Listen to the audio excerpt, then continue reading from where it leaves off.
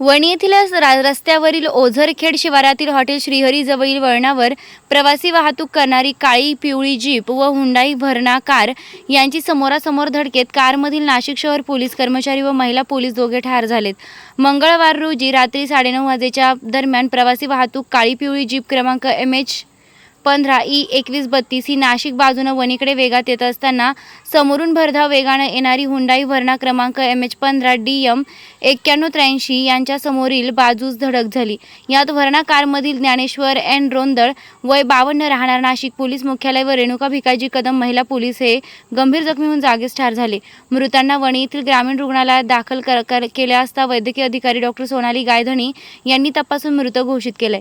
सप्तशृंगी गडावरून चैत्रोत्सवाचा बंदोबस्त संपल्यानंतर घरी जात असताना हा अपघात झाल्याची प्राथमिक माहिती आहे. वणी पोलीस ठाण्यात अपघाताचा गुन्हा दाखल करण्यात आला आहे.